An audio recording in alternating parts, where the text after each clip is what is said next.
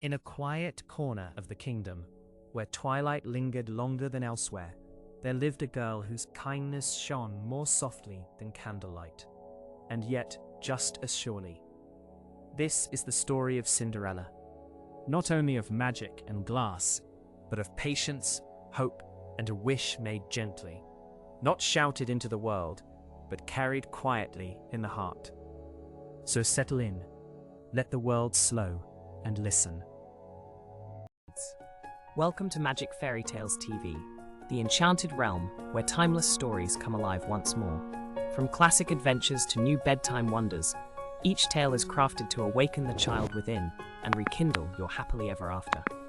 So open your heart, close your eyes, and step inside the magic kingdom of fairy tales. Subscribe now for magical tales every week and rediscover the wonder you've always believed in.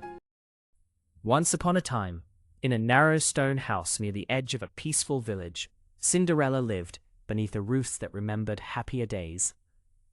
The walls still held echoes of laughter. The windows still caught the morning sun. But inside, the air had grown heavy with silence.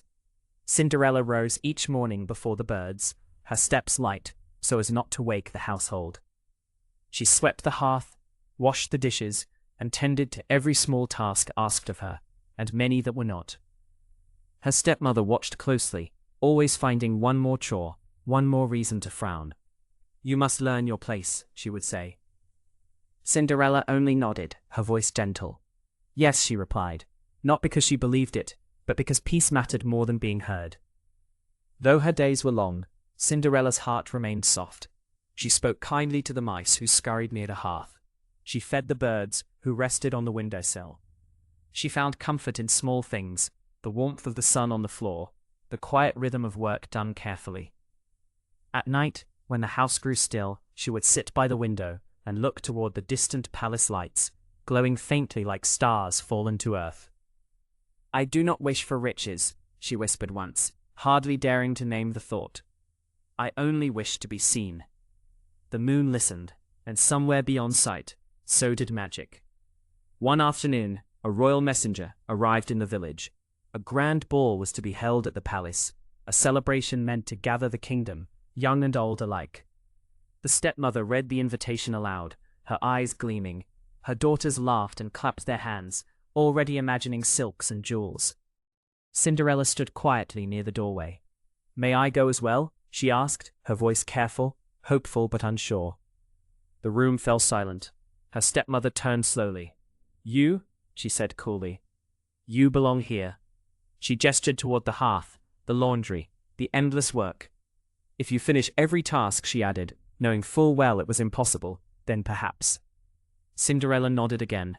"Yes," she said softly. And the clock began its quiet race, as the sun dipped low and the sound of carriage wheels echoed down the road. Cinderella stood alone in the empty house.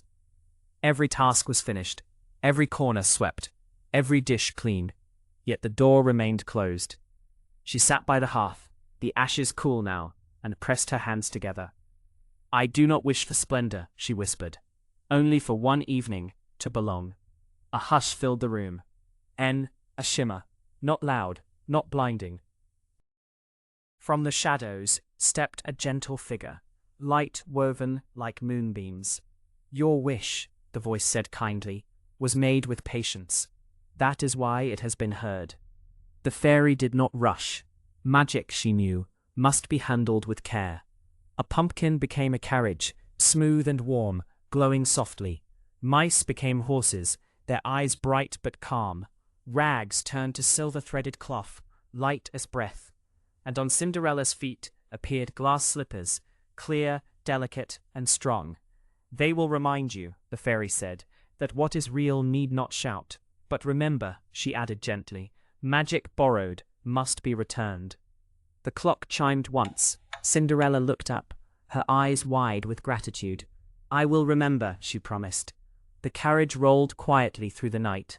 Its wheels did not thunder against the road. They whispered, as if afraid to disturb the stars. Lantern light shimmered across polished glass and silver trim, casting gentle reflections that danced like fireflies. Cinderella sat inside, her hands folded in her lap. With every turn of the wheels, The village fell farther behind, and the palace grew closer.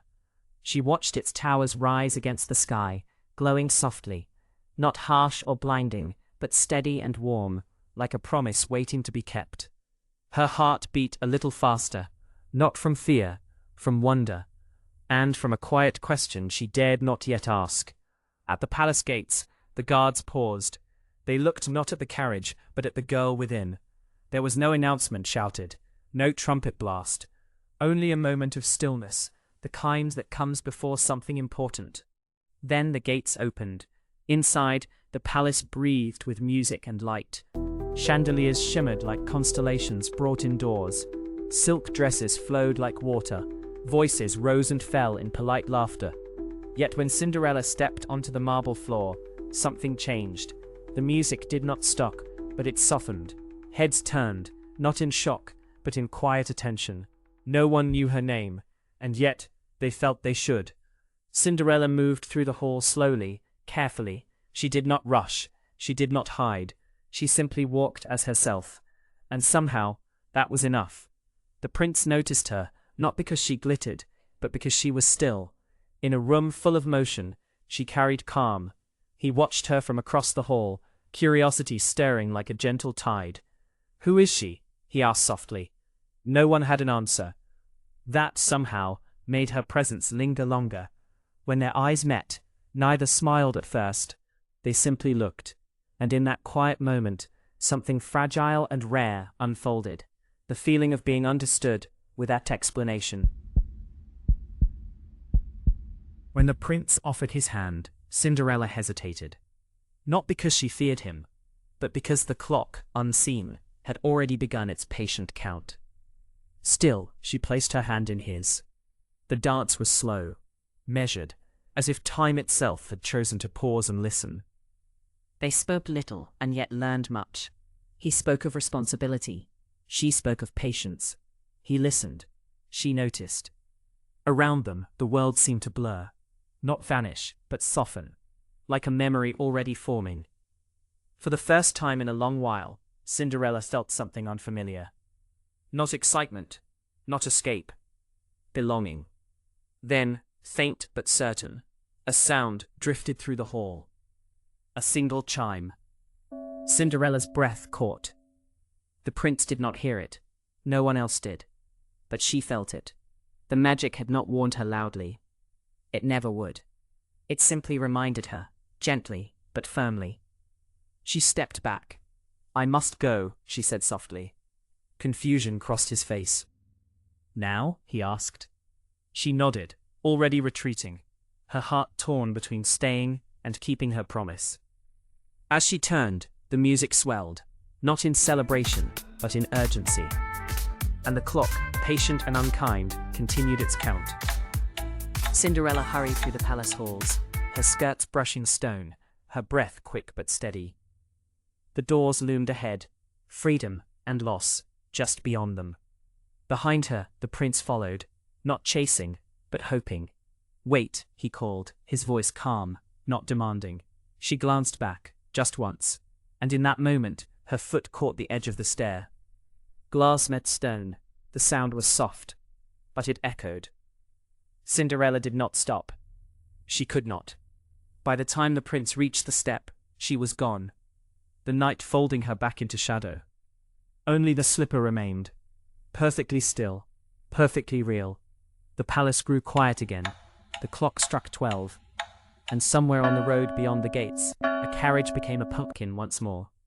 Cinderella stood alone beneath the moon, her fine clothes fading gently back to ash and thread. She pressed her bare foot into the cool grass, heart racing, not with regret, but with something deeper. She had been seen, truly seen, and though the magic had faded, the feeling had not. Behind her, in the palace, the prince lifted the glass slipper, and a question took shape, one that would not rest.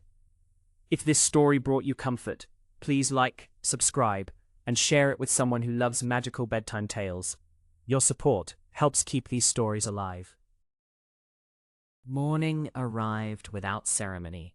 Sunlight slipped through the narrow windows of Cinderella's home, touching the hearth, the broom, the quiet corners where yesterday's magic had already faded into memory.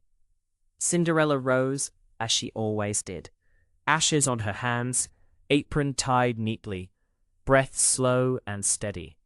If not for the faint ache in her heart and the single glass slipper hidden carefully beneath a loose floorboard, she might have believed the night before was only a dream.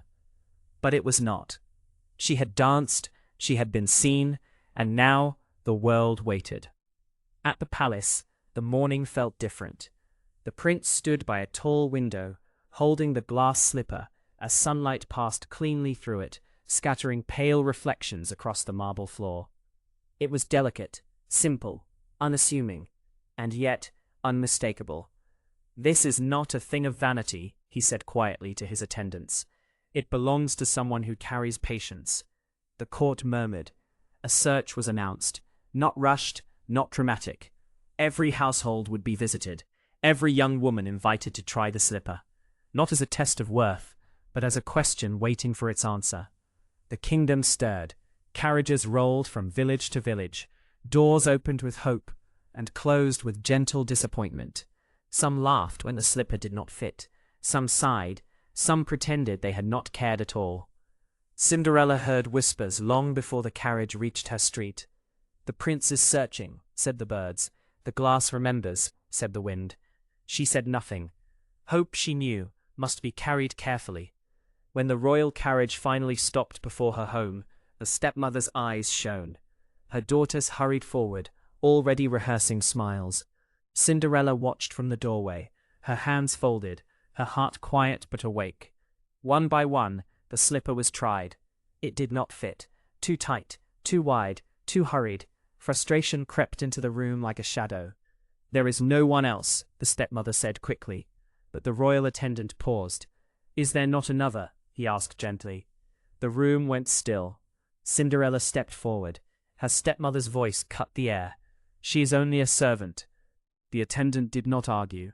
He simply nodded and turned to Cinderella. "Would you wish to try?" Cinderella hesitated, not from fear, but from understanding what this moment held.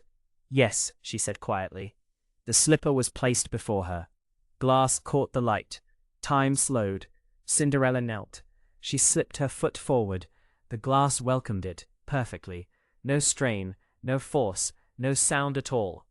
A hush filled the room. Not shock. Recognition. The stepmother's breath caught. And Cinderella, still kneeling, felt the truth settle gently into place. Then, slowly, she reached into her pocket and revealed the second slipper. The air shimmered, not with spells, but with certainty. The glass slippers glowed faintly, responding not to magic, but to choice. The royal attendant bowed, not to grandeur, but to grace. "You are the one," he said softly. Cinderella rose, not transformed, not adorned, but standing fully as herself. And far away, in the palace, the prince felt something shift, as if a long-held breath had finally been released. As Cinderella stepped toward the waiting carriage, she paused. She looked once more at the house, where patience had been learned, where kindness had endured unseen. She did not feel anger. She felt ready. And somewhere beyond the village road, the palace gates opened once more, this time not for borrowed magic, but for something far more lasting.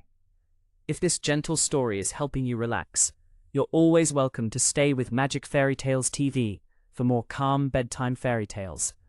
Now, let us continue. The palace gates opened once more, but this time, Cinderella did not arrive beneath borrowed moonlight or wrapped in sudden magic. She arrived in the calm of morning, dressed simply, her posture steady, her breath even. The marble floors felt cool beneath her steps, familiar, yet different. The prince waited not on a throne, but near the windows, where sunlight poured freely, illuminating the room with honesty rather than spectacle. When he saw her, he did not search for recognition. He smiled, because he already knew. They spoke quietly, not of the ball, not of enchantments or clocks or glass.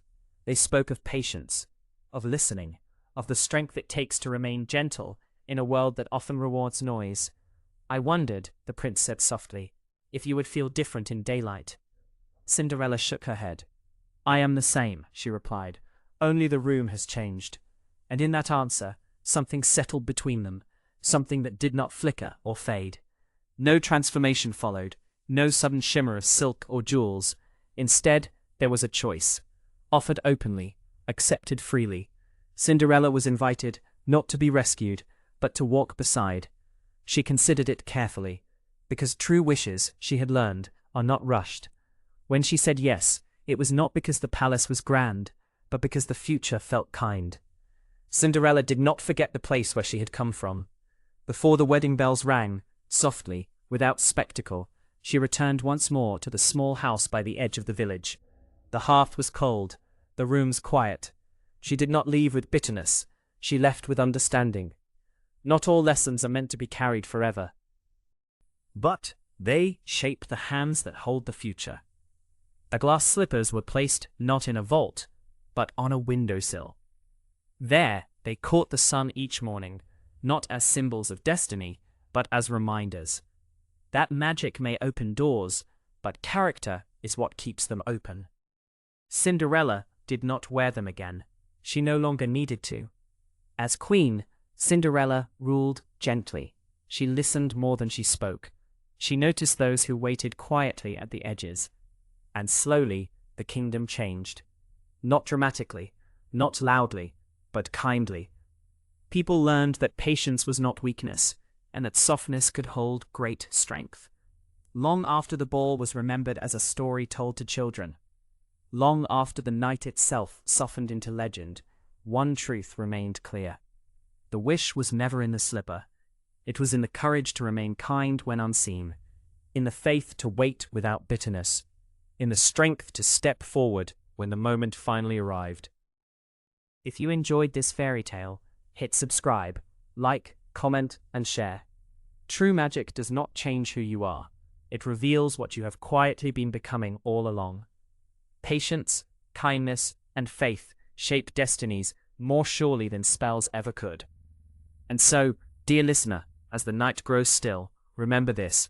You do not need to rush your wishes. You do not need to shine loudly to be seen. What is meant for you will find you when you are ready to stand in the light as yourself. Sleep peacefully. The story will wait for you again. Magic Fairytales TV. Gentle stories for peaceful hearts and quiet nights.